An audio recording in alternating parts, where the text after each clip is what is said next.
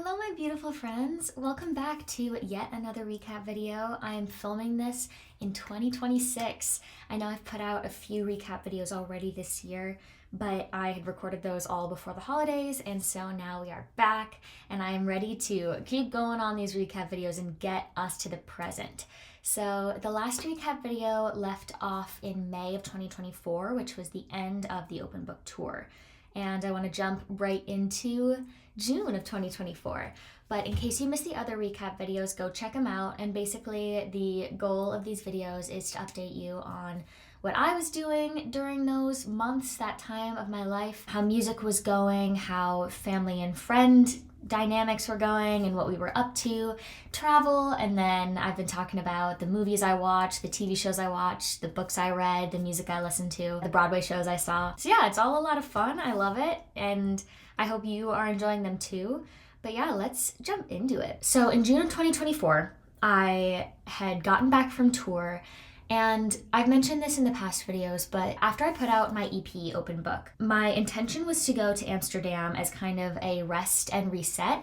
And it definitely was a reset, but it wasn't restful. But that's okay. It was everything that I needed it to be. Not necessarily what I thought I needed, but it's what I needed. And then I jumped right into tour like 3 or 4 days after I got home from Amsterdam. So it had been a crazy 5-month stretch and I needed a break. I figured out the way it could work where I was paying my parents a little bit of rent, but all I had to do to make that rent was to gig, which was really cool. I was just playing Bread and Roses all the time, which was a very cute coffee shop and bookstore that no longer exists, sadly, but it was really lovely in its time. So I was playing there, and then I did a couple one-off gigs at Snowy Owl Coffee. Coffee shop gigs were always my favorite. I would play bar gigs, but my voice just isn't really suited to that. So I had a great time playing those, and that's all I had to do to pay my parents' rent. And so, yeah, I just took some time off. Obviously, it's a good idea to make some money and save up, but it had been such a crazy stretch that I really just needed to chill out.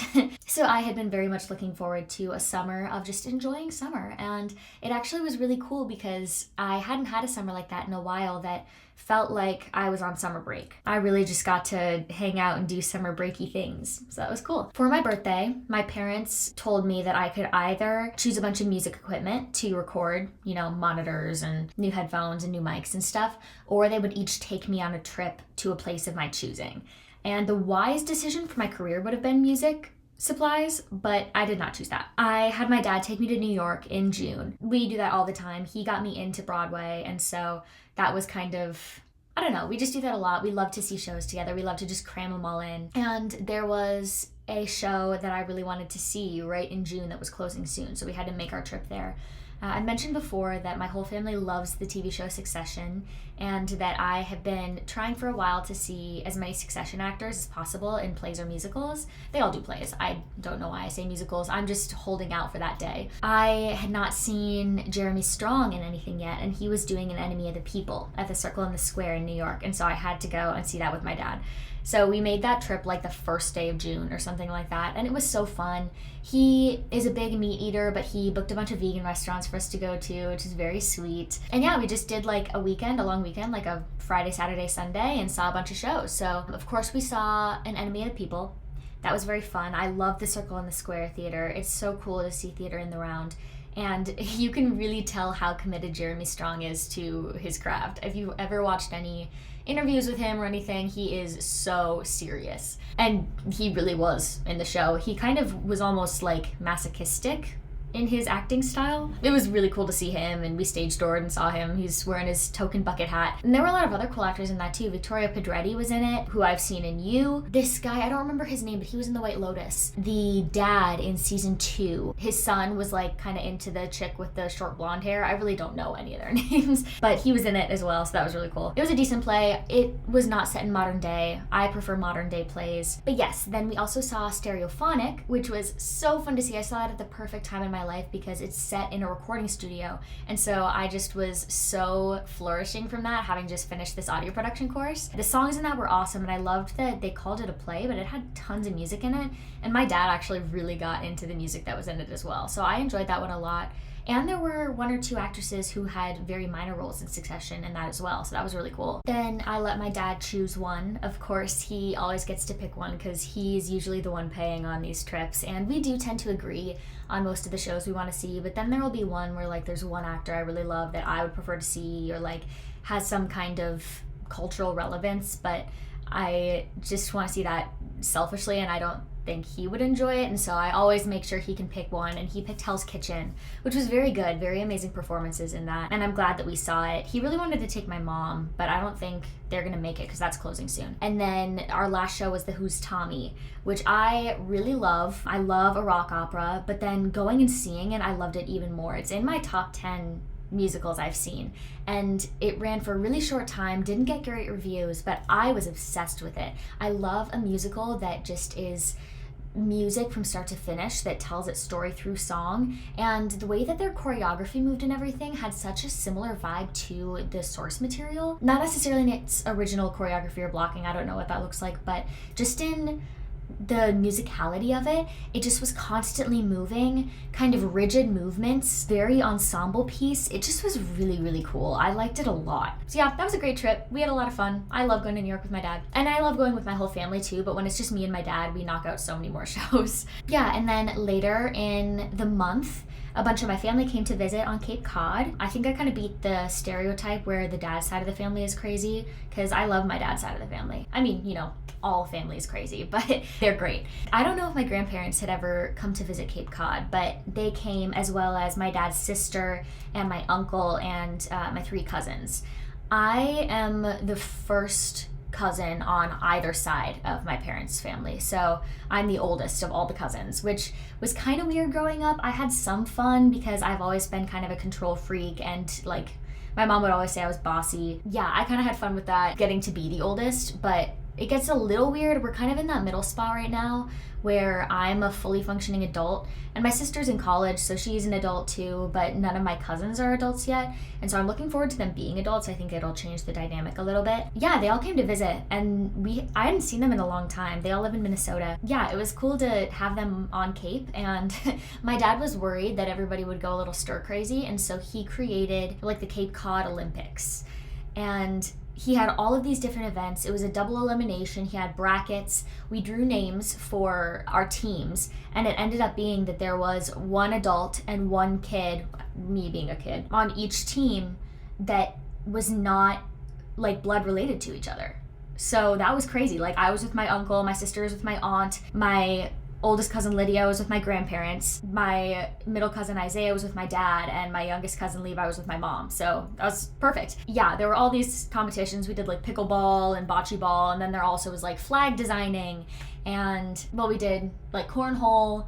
I think there were some intellectual ones. We played Jackbox for some of them. It was actually really fun. I think I got second place with my uncle. My dad and my middle cousin got first place. And yeah, it was really fun. It was kind of a chaotic couple of days, but we had a good time, and I'm glad I didn't have to really work. I do think I was teaching music. I kind of lied to you about that. I just remember that I was doing that, but other than that, it was fun to hang out with them. It was kind of weird because near the end of the trip, my grandma had a health scare that led her to some really helpful realizations to deal with her health after the fact, but she was in the hospital for like the last couple of days of the trip, and that was really stressful for her and for everybody involved, so did kind of change the trajectory of that weekend. But I'm glad we had fun, and you know, if anything was going to happen, that we were all there to help.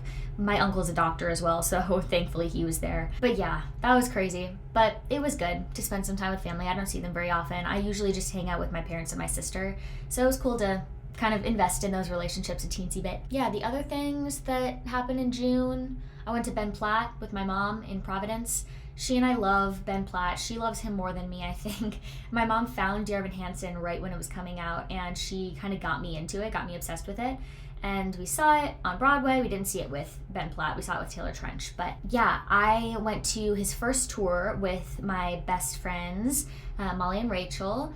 and that was really great. Great openers. That was Ben Abraham and Rabel, and then he brought out Jeremiah Lloyd Harmon too, fresh off of that American Idol season. So that was a great show, and my mom was so jealous that she didn't go. I FaceTimed her for a lot of it. And so then when his second tour came out, she bought the tickets, and she bought us like VIP tickets to go see him, and we met him for 20 seconds, and it was great. She's kind of a crazy fan, and so for the third show we were like, we don't need to do the whole meet and greet thing. That was ridiculous, but having those seats is really nice. So we got like 5th row seats. It was really awkward because it was in like an arena for the second tour, and then the third tour was in a theater, and so we were walking in like really late, halfway through the opener, and everybody was in their seats. So I learned my lesson there. If it's in a theater, show up on time. But we still had a good time. We both love Ben Platt, so that's kind of our little tradition to do together. And then the only other thing to really tell you about June was I was going to One Way a bunch, that like beach worship ministry thing that some of my friends put on. It was cool. I'm not really a beach person, so it got me to go to the beach while I lived on Cape, and I think that was probably for the best. Everybody is always surprised when they say, "Did you love Cape Cod?" And I was like, I would be so remiss if I didn't take advantage of it, because there are so many people who would love to have the access to the beach that I did. I'm sorry. I want to move to London. I want to move to where it's rainy and cold and the architecture is beautiful. But yes, let's talk about some media. Oh, I should start with telling you about the songs that I wrote. So I started by writing the song Sunrise, which was a song inspired by something that my friend Maddie was talking about in our young adults group. She was talking about, I think, just recognizing God's presence in your life, and like when it starts to feel mundane, and how, you know, the first time that you ever see a sunrise, the first time you like register that that's what it is as a kid, it's like, whoa, this is really beautiful. But then you grow up and you sleep through it. It's like, you can count on this, it's always there.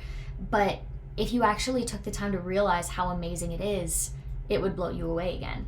And so that kind of inspired me. I wrote a little song about that. I don't love that song, but it's a really great sentiment, and really cool how whenever I think about it and remember it and try to focus on that sentiment, I end up waking up at like 6:30 when the sun rises just to see it, and then falling back asleep. Like, not intentionally, like my body, God just wakes me up and I see it and I go back to bed, and that's really sweet and makes me feel all sentimental. But I love everything that's under the line.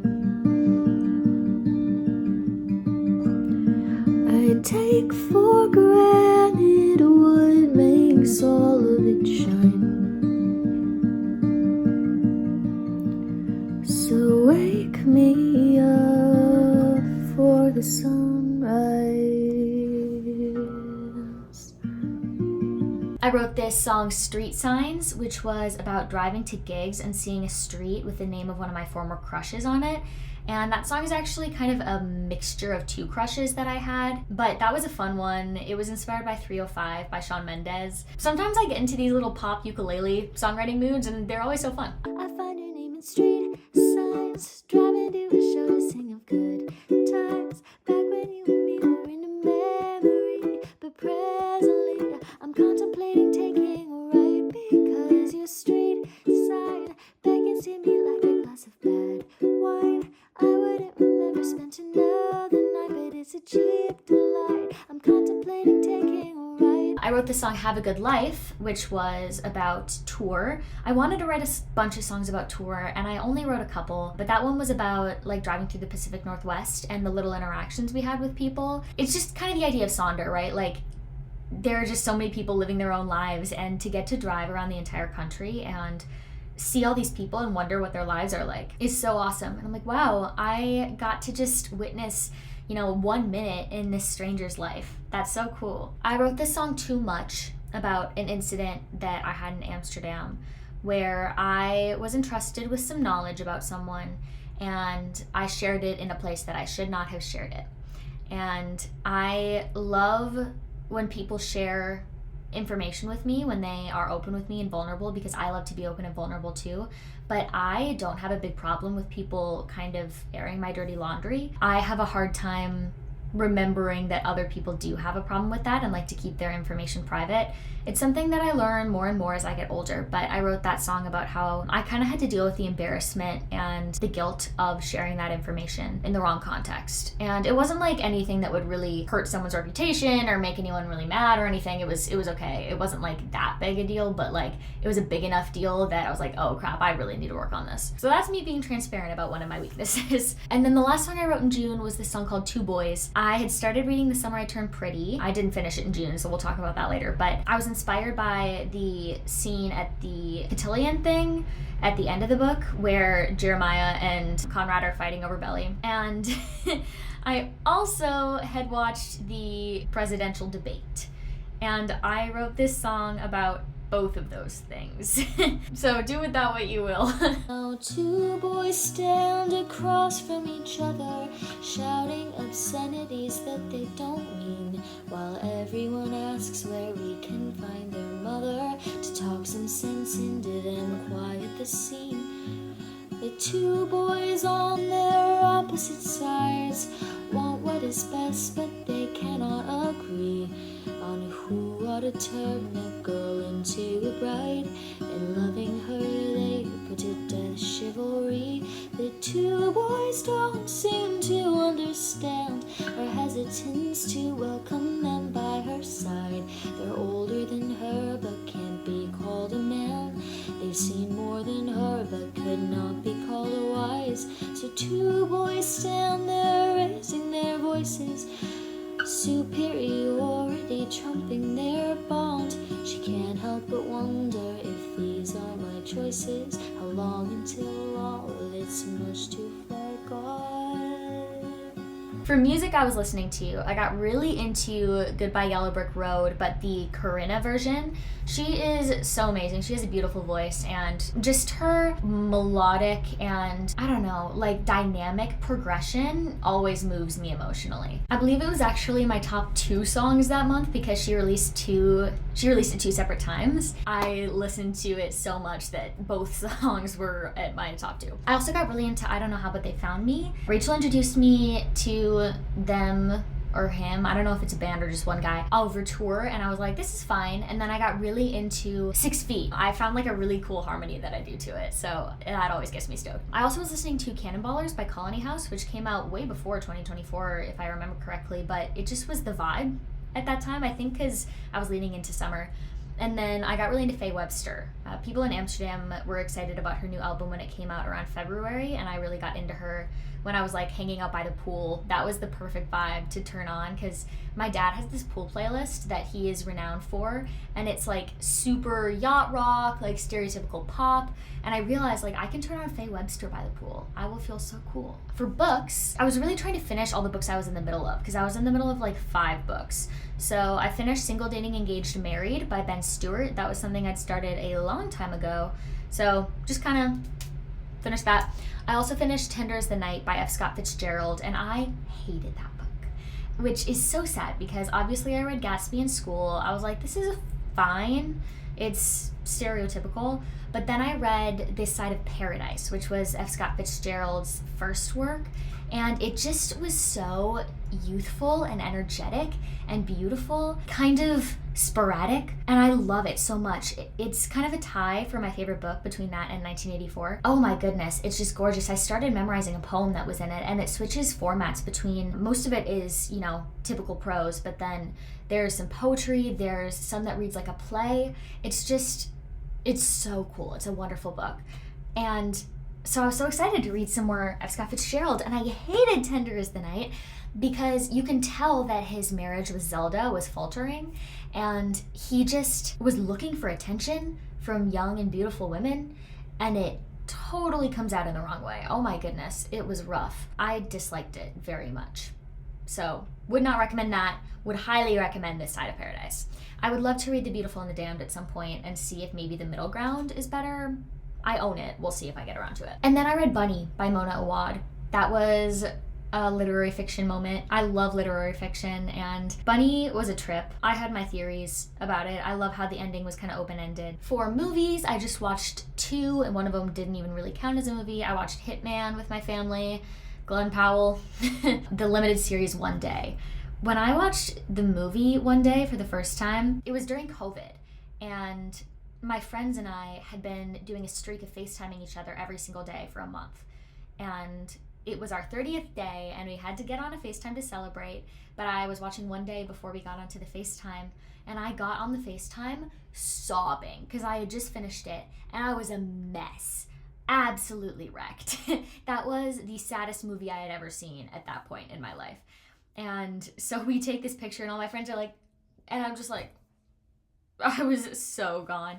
And so I was excited to watch the TV show, and there are things that the TV show does right. There are things that the TV show does wrong. I think I was definitely more invested in the characters because I felt like I had more time with them. I felt like I could relate to them more, but that was because they were being more blatant in their character expression. So, you're not getting as much of the subtlety of emotion there that was in the movie. So it's kind of a toss-up, but it definitely did wreck me at the end. I definitely sobbed. I didn't love that there was an extra episode at the end after the ending. July, I mostly was just vibing, which was so good. I read a bunch, I journaled a bunch, I watched a couple movies, really just hung out. I did play some gigs. It was more bread and roses. I also played Casa del Cabo. All those tiny little Cape spots that would take someone who does Harry Styles covers and not like country. I still was going to One Way, that was still a big thing. And then I got really into working out. I had previously not worked out. I'm like really kind of not about that. I eat decently healthy, and I just like can't find the wherewithal to prioritize working out. But since I had so much free time, I was like, yeah, let's do it. I'd also lived pretty poorly during Amsterdam and tour. I was eating a bunch of junk food, not working out. It helped in Amsterdam because I was walking everywhere, but yeah, I kind of needed to help myself out a little bit. So I got really into like doing workout videos and running and all that stuff, which is really cool. Also, that was Brat Summer. And so that really got me into working out. The first time I listened to Brat, I was on a run, and Everything is Romantic came on, and I just was like, the way I would run is just running to the pace of a song. So if it was a walking song, I would walk, and if it was a running song, I'd run. And I was running to Everything is Romantic, and that destroyed me because you get to the bridge where she just says that over and over. I didn't know how long she would say it, how many times she would say it. And so I just kept running, and I was just dying. But yeah, that really motivated me to get into working out. So I need another Brat Summer if I'm gonna like work out again. I also got really into Winnetka Bowling League at the time. I had been listening to my new music playlist, whatever Spotify had for me, and This Is Life came up, which I found because of Medium Build. But then Dawes was also on it, and Winnetka Bowling League, and that got me into them. I was super obsessed with their album for a while, and I went to see their concert. I love when that happens, where you get into a new artist and they're playing in your city right around when you get into them. So around a month after I discovered them, I drove to Boston by myself and went and saw their concert. It was a little venue. It was very fun. Daryl Ron opened, and I got to talk to him. We talked about guitar chord patterns and Adrian Lenker, and that was great. Yeah, for other stuff I was into for music, I discovered Genevieve Stokes, and I really loved her song Mara, and I connected it a lot to Bunny by Mona Awad. So that was fun to listen to, and it's a beautiful song. I also discovered Rachel Chinariri, and my favorite song was My Blood. I think I've mentioned before that I like to go on Spotify's Most Beautiful Songs in the World playlist, and I discovered that on there.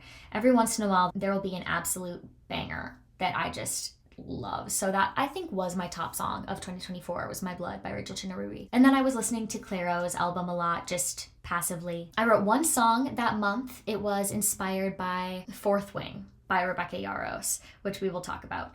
But it was called Another One Falls. I had my guitar tuned to the Bug Collector tuning, and I was trying to learn it.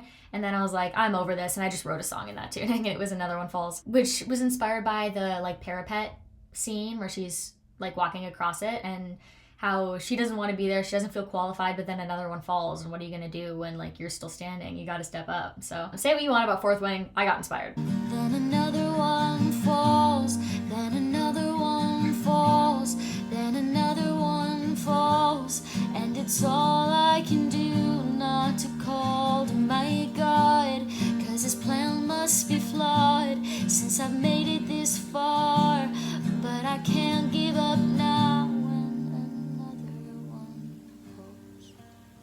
But yeah, yeah, let's talk about books. So we can start with Fourth Wing. That was the last book I read that month, but one of my really good friends on Cape, Abigail, was super into it at the time. She now is kind of a hater of it, but she was like, you have to read this. And so I borrowed a copy from a friend.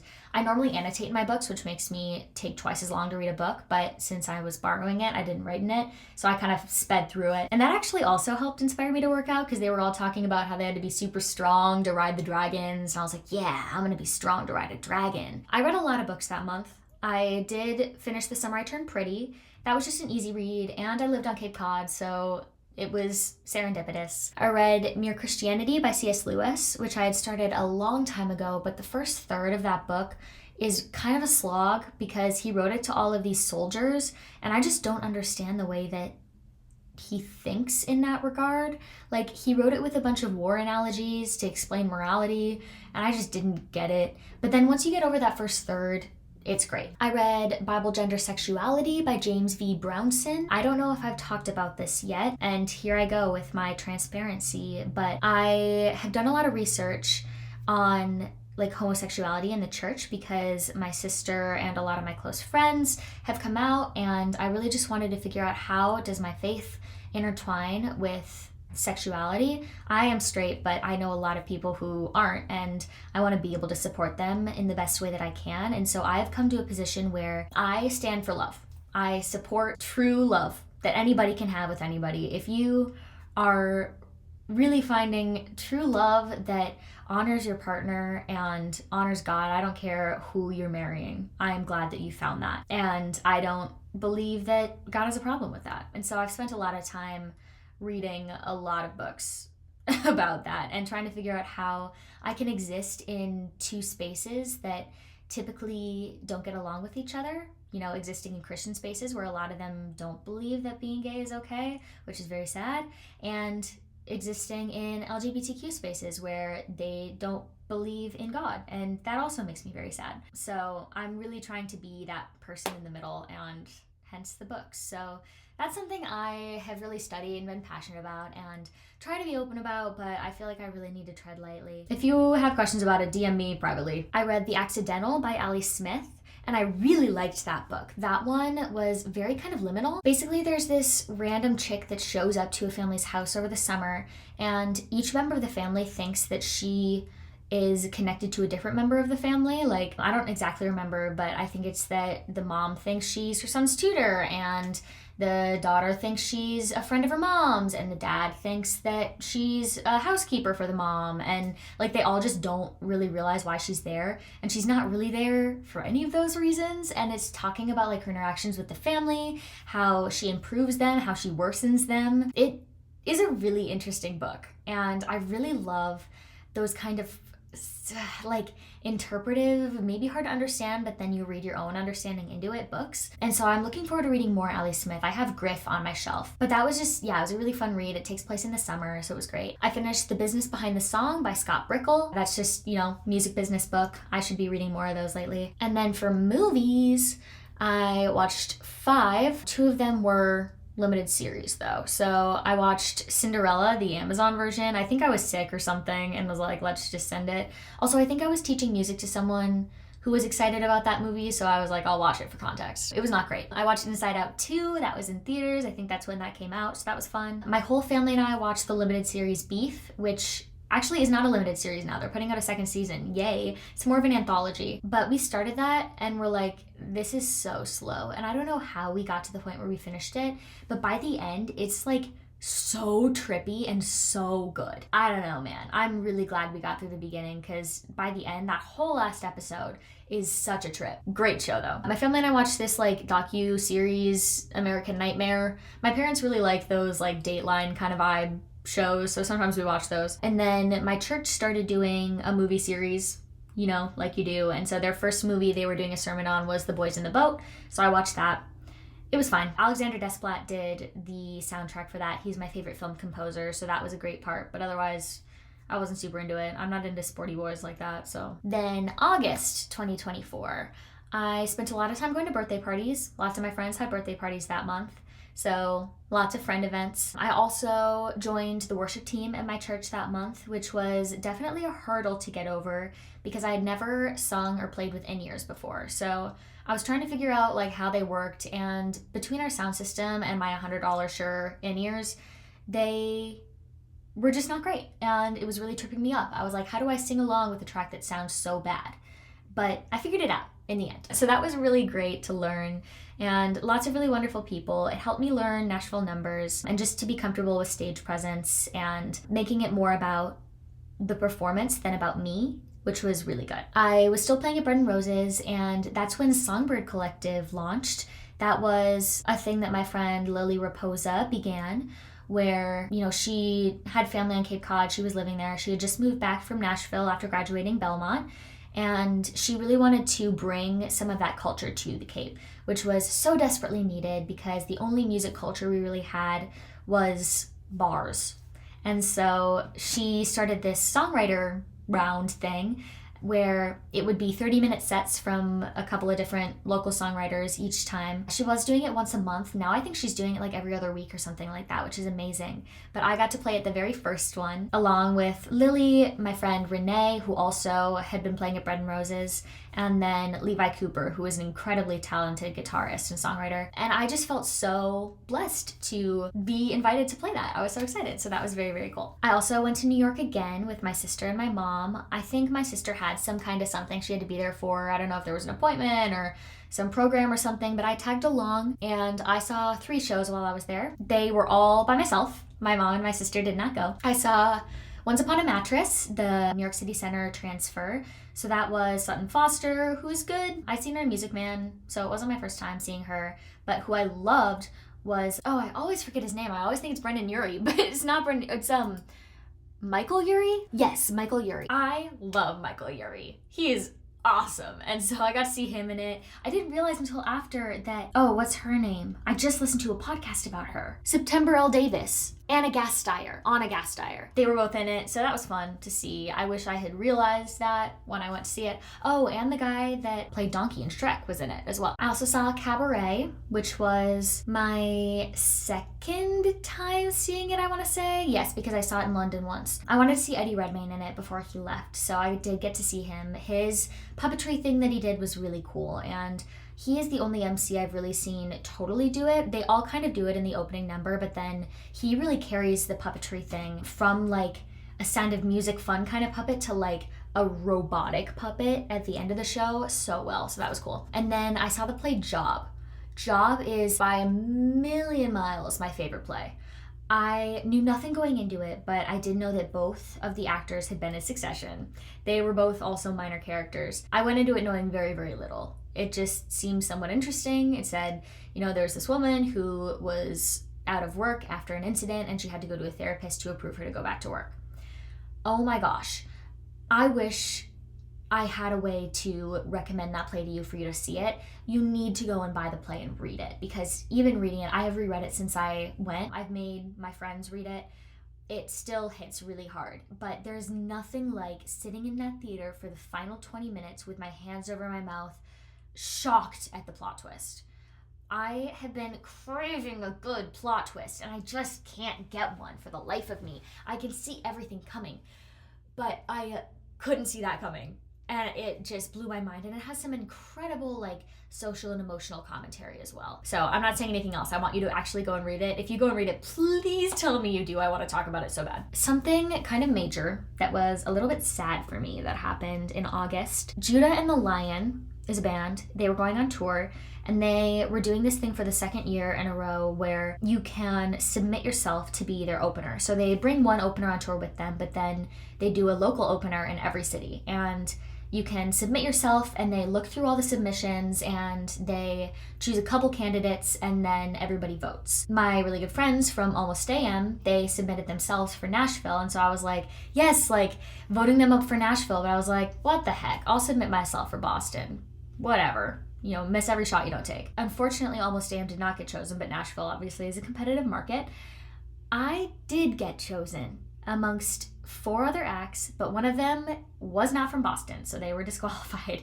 So I was up against 3 other acts to open for Judah and the Lion at the House of Blues in Boston, which would have been insane. And so for maybe 2 weeks of my life, it became entirely focused on telling people about this, getting people to vote, doing everything I could to get these votes. I started recording Judah and the Lion covers before they even put on their story that you could do that. I made it my whole life for 2 weeks. And I don't know, in the past I've had trouble hoping for things, praying for things, because I've been afraid of what I would do if they didn't come true. But I just had a really good feeling about this, and I gave into hope, and as I was praying about it, I just felt like God was smiling on me for it. And I waited and I waited and I waited, no response, and then they announced the winners, and I was not on the list. Whoever won it for Boston, I went on their Instagram, which I should not have done for my emotional health, but I did, and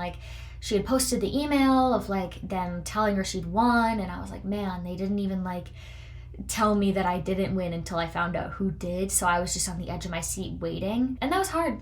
I was pretty dejected. It did kind of feel like a long shot. I had never even really played a venue, and so to jump straight to the House of Blues probably would have been something I wasn't prepared for, but it still would have been incredible and amazing. And I don't know, I felt excited about the opportunity. I felt like it was something that maybe was achievable. And everybody said the fact that you got chosen and so many people did vote for you is amazing, but it was still hard. And yeah, that was not very fun. And anytime you put yourself out there and then it doesn't get rewarded can be difficult. So it kind of took me a while to get back on my feet after that. Luckily, I did get asked to play this little show. It was unpaid and there were probably 20 people there, but at least I was asked in California, which I will tell you about in October. But that was over the same weekend as the show I would have been playing, so I did get to go and play that, so at least I had something else to do. But for music, I was listening to Judah and the Lion. I don't listen to them anymore. I hate them. It's a lie. They're good. I just, drama, right? Yes, I also was listening to Charlie XCX, of course. I got really into Laura Marling. She was one of the songs that was on that Most Beautiful Songs in the World playlist, Patterns, and so I started listening to her a bunch. I got into Toa Bird, and then Stephen Day's new album. I really like Oscar. That's my favorite on that record. That's really great. For books, all I read was Iron Flame by Rebecca Yarros. I went and bought the second one immediately after I finished Fourth Wing, and that is a chunky book, and I did annotate in it, so that one took me quite a while. And then I definitely watched more movies that month because I was watching some with my family, and then I was in this movie watching club thing with some friends from church so we could watch the movies that they were going to be talking about that week. We watched some other movies. I watched Palm Springs with my family. That was an Andy Samberg. It fell a little flat to me. I like when he has more people to interact with. I think he does his best work in ensembles, and it was just him and this one other chick, so it was fine. I watched Superbad for the first time. I enjoyed it way more than I expected. Sometimes I surprise myself with those kinds of movies. Usually I don't like the raunchiness. I hate Anchorman. I didn't really like Dodgeball. I didn't really like The Hangover. Those kind of things just don't really work for me, but then Superbad, great time. I don't know. I think I like Jonah Hill, although is he in The Hangover too? I don't know. I watched The Greatest Showman at one of the movie nights. I am a little bit of a hater for The Greatest Showman. Pasek and Paul, I have a hard time with because they usually have 1 or 2 songs in every project that they do that I absolutely ride for. I just love them. But then the rest of it feels super kitschy and shallow and too stereotypical musical theater. It doesn't push the boundaries at all. It feels like musical theater for people who don't listen to musical theater. So I'm not super into The Greatest Showman. I had my Pasek and Paul phase with Dear Evan Hansen, and then it was over. I watched Deadpool. I do try to keep up with Marvel, so I hadn't seen that yet, and I watched it. I didn't love it, so that's why I still haven't watched the sequels, but I need to watch them before Doomsday comes out, I watched Miss Congeniality at a movie night. I had seen that before, but not for a really long time, and I didn't realize how misogynistic that movie is. Yeah, she's supposed to be proving, yeah, I can be a female cop, but Zootopia does it better. One of the movies that we were doing at church for a sermon was Iron Claw. Oh my gosh. I went into it being this is a sports movie. I'm gonna watch it and be done. By the end, I am just bawling my eyes out. It was horrible. Oh my gosh. The end scene with the boat where I'm feeling it in my chest right now. It's so difficult to watch. It's so sad. I could be due for a rewatch and cry to that again. I watched I, Tonya with my family. I was really in the mood for sports dramas. We watched Pride and Prejudice at a movie night. I had seen that before. I have a hard time with that movie because I only see Matthew McFadden as Tom Wambsgans. I can't see him as Darcy. I did watch Pride and Prejudice before I saw Succession, but he just made so much more of an impact on me in Succession. So, and then the last movie that we watched for our movie night in that month was Coach Carter, which did not really resonate with me very much. But all these like sports movies, I don't know, man. I don't know what I was doing. And then I wrote one song in August. It was called Villa. It's a song I really enjoy playing and singing. I've written a couple of these songs, but one thing that I had been taught before was to be able to kind of connect with God by imagining a place where you just see a lot of beauty and feel a lot of rest and peace, all those things that God is. I feel that that works for me a lot of times to hear from the Lord. You know, I've written The Lake of Painted Colors, I've written Cabin in the Valley, those are both songs like that. But I wrote this song Villa about being in the backyard of this Italian villa, sitting in like a lawn chair, you know, looking at the beautiful house, looking out at the vineyard, watching the sunset, and just being there and being at peace. And I love writing those songs because I can make them kind of feel like love songs, even if they're not about romantic love. It really reminds me to approach my faith in the way that I believe I was created to approach it. Oh, that this will last forever, living in this heaven. I am yours and you are mine. Promise me that we will never find anything better than what we've got going till the end of time. That's all we're doing for this video, I guess. 3 months. But that's kind of how I'm thinking it might be good to move forward, like making these recap videos for 2026, to do 3 months at a time. Thank you for watching. The summer of 2024 was very lovely. I was able to process the crazy 5 months I'd had and play music and be with friends and do the whole thing. I hope you're doing really well. I hope the beginning of 2026 is amazing for you. Let me know how I can be there for you. If you want to talk about any of these things, if you've seen any of these movies, heard any of these songs and you love them, if you think there are any that I would really enjoy based on what I've told you, let me know. I've been watching so many movies lately, I'm sure I will tell you, but I got Regal Unlimited, so I am always there. Reading a bunch of books too. It's actually making my music career suffer. I need to pull back on it, but I'm having a lot of fun. All right, I love you. Thank you for spending some time with me. I'll see you soon.